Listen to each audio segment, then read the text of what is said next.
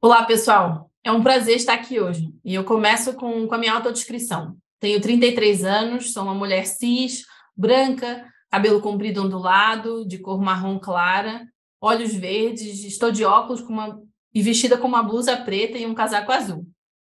Muito obrigada ao Instituto Ethos por esse convite e oportunidade de falar sobre um tema tão urgente para o Brasil, que é a moradia. O meu nome é Camila Jordan e eu sou atualmente a diretora executiva da Teto Brasil. E a minha jornada como ativista, como urbanista e hoje como diretora executiva começou lá em 2013, quando eu decidi participar na construção da Casa da Dona Benedita, em Jardim Gramacho, no Rio de Janeiro. Depois desse final de semana, eu trabalhei durante 3 anos como voluntária na Teto e foi uma experiência que mudou a minha vida e que me trouxe hoje até aqui.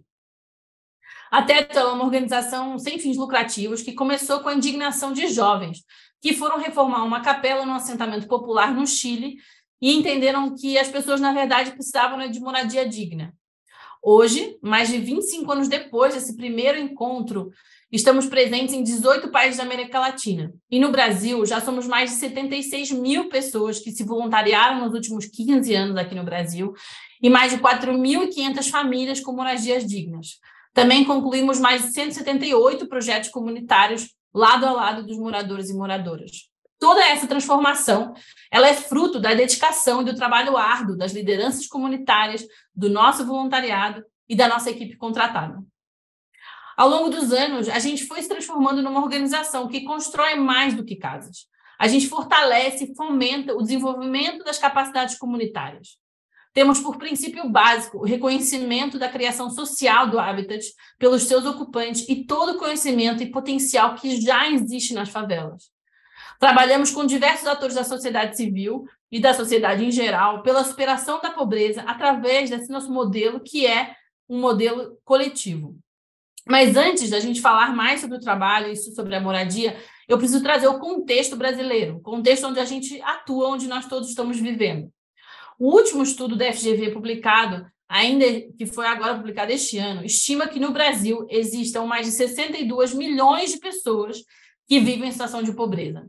Além disso, estimamos um déficit habitacional de mais de 30 milhões de moradias, isto é, 24 milhões de déficit qualitativo e 6 milhões de déficit quantitativo. E estes são números só do presente, ou seja, quando falamos de déficit quantitativo, estamos falando do que hoje a gente precisaria para conseguir fechar esse gap. Não estamos falando sobre demandas futuras, aumento populacional, migrações que podem acontecer para as cidades, etc. Além disso, durante a pandemia também, o número de famílias despejadas pelo Estado aumentou quase 400%. Foram mais de 35 mil famílias despejadas até maio deste ano. As remoções aconteceram mesmo estando em vigor uma decisão do Supremo Tribunal Federal que suspendeu o despejo durante a pandemia, e essa arguição ela não se estende a todos os casos.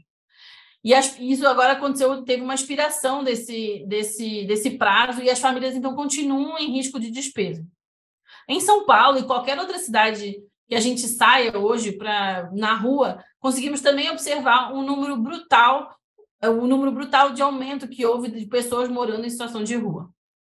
E é nesse contexto urgente, mais do que urgente, que a Teto trabalha. E sempre lado a lado de moradores e moradoras das favelas mais vulneráveis do nosso país.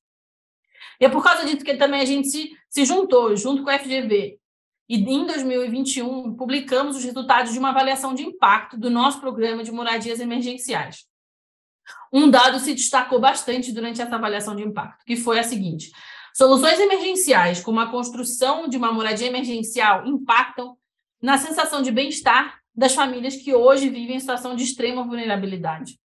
A pesquisa aponta que a pandemia impactou diretamente não só na saúde e na renda, mas também afetou a autoestima, perspectivas de futuro e a moral das favelas precárias. Com o isolamento, a falta de emprego e o número maior de casos e de mortes nas periferias por conta da Covid, as famílias nas favelas também sofreram perdas físicas e emocionais muito graves. Portanto, sentimentos como solidão, medo, angústia e tristeza foram agravados pela ausência de uma moradia adequada. No entanto, a pesquisa apontou para o seguinte, que as famílias beneficiárias das moradias de emergência, dentro dessas famílias, os resultados foram muito claros. As que fizeram parte do programa sentiram uma melhora no sentimento de solidão e diminuição de níveis de preocupação.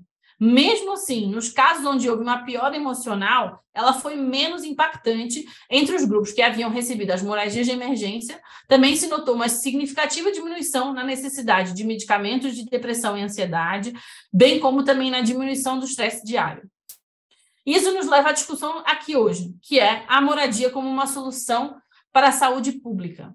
A pesquisa que a gente fez, Teto e FGV, ela corrobora com a tendência internacional de que a moradia deve ser vista como a base da saúde pública para as nossas cidades. E está surgindo uma nova tendência. Nos Estados Unidos, temos o exemplo do hospital Boston Medical Center, que se comprometeu a investir 6,5 milhões de dólares em habitação social como solução de saúde pública para a comunidade de Boston. Essa iniciativa ela vai apoiar diversas organizações da sociedade civil na construção de moradias para populações de baixa renda. Sabemos que condições inadequadas de moradia estão associadas a doenças debilitantes, como doenças respiratórias e infecciosas. Temos o exemplo de tuberculose, gripe, diarreia, sendo que esta última é uma das principais causas de morte infantil no mundo inteiro. Hoje a gente sabe que a nossa saúde depende mais de metade de fatores não médicos, que são chamados determinantes sociais da saúde. Segundo a OMS, esse percentual está entre 55% versus 45%. Ou seja, 55% da nossa saúde é diretamente influenciada por determinantes sociais. Alguns estudos agora no pós-pandemia apontam para uma proporção ainda maior de 80-20. E afinal, o que são esses determinantes sociais? Os determinantes sociais são fatores não médicos que influenciam os resultados da nossa saúde. São condições nas quais as pessoas nascem, crescem, trabalham, vivem e envelhecem. Ou seja, o conjunto amplo de forças e sistemas que moldam as condições da vida cotidiana. E é justamente isso que o mapa da desigualdade, feito pela rede Nossa São Paulo, prova ao demonstrar que a idade média de uma pessoa ao morrer em Alto de Pinheiros, em São Paulo, é de 8,9 anos, e na cidade de Tiradentes, 5,3. São mais de 22 anos de diferença. Essa diferença entre os distritos, de acordo com a OMS, é quase na sua totalidade determinada pelos fatores sociais e não pelos fatores médicos. São anos de vida que são perdidos, roubados e tirados das pessoas pela desigualdade estrutural que a gente vive na nossa sociedade. E é por isso hoje que eu trago esse foco muito grande sobre a moradia. Porque a moradia, ela é o nosso primeiro lugar no mundo. É lá que a gente se protege, que a gente cresce, que a gente aprende. E é de lá que a gente se joga no mundo. Também é para lá que a gente volta quando a gente precisa descansar, recuperar, nutrir e relaxar. Mas quando a gente pensa num país com um déficit habitacional de quase 30 milhões de moradias, como é que será que todas essas pessoas fazem? Todas as pessoas que não têm o seu direito à moradia assegurado. Como é que será viver com esse direito violado e como isso influencia o dia a dia, a vida e a saúde das pessoas? Isso influencia, obviamente, também na nossa capacidade de disposição de navegar a vida. E, infelizmente, a resposta a todas essas perguntas ela está no mapa da desigualdade. As pessoas elas vivem menos, muito menos. No caso de São Paulo, 2 décadas a menos. No Brasil, é importante dizer que a gente tem uma produção social alta do habitat, ou seja, um número alto de moradias que são autoconstruídas, com poucos recursos e sem o apoio técnico necessário para seguir as normas, dimensionamentos, ventilação e iluminação adequadas. Todos esses aspectos eles têm um impacto direto na nossa saúde física e mental das pessoas que vivem nessas condições. Além disso, este tipo de moradia ele tende a ser construído em locais nocivos e perigosos, como, por exemplo, junto a córregos, encostas, embaixo de linhas de alta tensão. As pessoas não possuem recursos para participar do mercado habitacional, seja através do aluguel ou da compra, e acabam por morar em locais que são insalubres por ser a sua única opção, a sua única alternativa. A verdade é que a gente não pode mais ignorar a questão da moradia. Como sociedade, a moradia precisa ser a nossa prioridade. A gente precisa investir em diversas frentes, públicos e tipos de solução. Todos precisam ter acesso à moradia adequada.